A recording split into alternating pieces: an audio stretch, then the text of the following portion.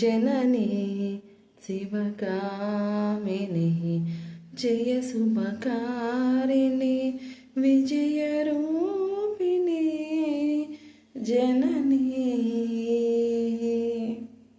శ్రీమాత్రే నమః.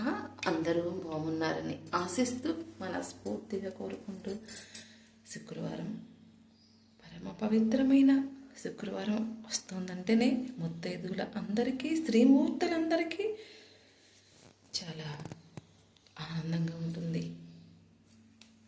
తెల్లవారుజామునే లేచి ఇల్లు వాకిళ్ళు శుభ్రం చేసుకొని రంగవల్లికలను వేసుకొని పూజా గదిని అలంకరించుకుని ఆ జగన్మాతను ఇలా పుష్పాలతో అలంకరించుకుని దీప ధూప నైవేద్యాలతో జగన్మాతను ఆరాధించుకుంటే చాలా సంతోషంగా ఉంటుందండి. లోకాలని ఏలే మాత మన సౌభాగ్యాన్ని సంతానాన్ని సమృద్ధిగా చూసే మాత. అలాంటి మాతను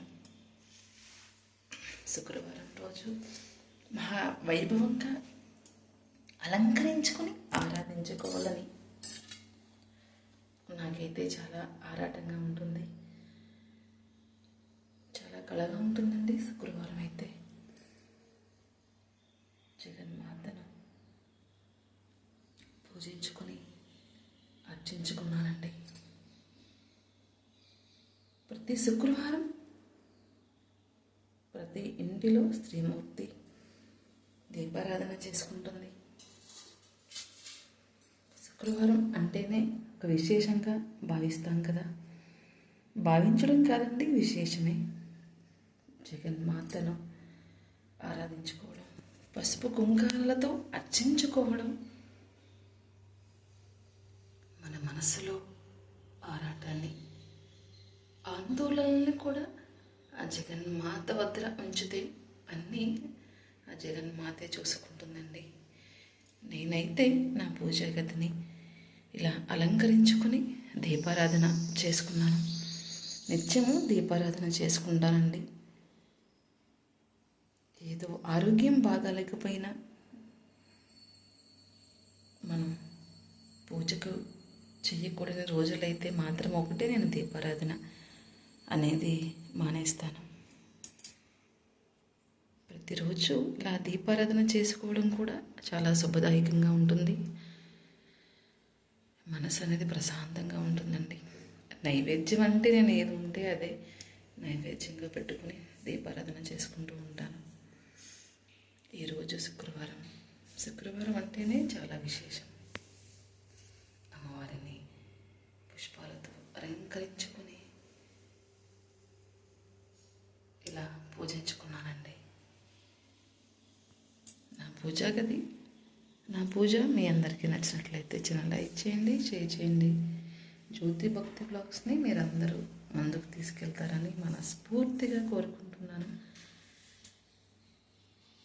చేతి నిండా గాజులతో కుంకుమతో, పాపిట కుంకుమతో, కాళ్ళ నిండా పసుపు రాసుకుని, తలని పుష్పాలను అలంకరించుకుని దీపారాధన చేసుకుంటే చాలా విశేషంగా ఉంటుందండి. ఎలాంటి శుక్రవారం మా ఇంటి అయితే అమ్మవారిని ఇలా ఆరాధించుకున్నారు. చిన్న లైక్ చేయండి, షేర్ చేయండి.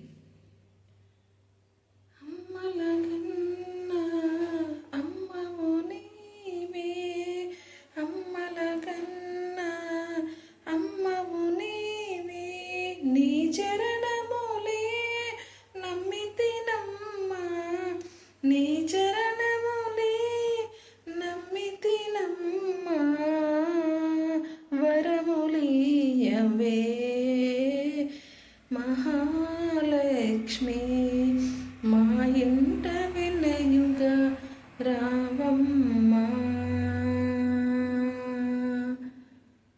మరో మంచి వీడియోతో మీ ముందు ఉంటుంది జ్యోతి భక్తి బ్లాగ్స్.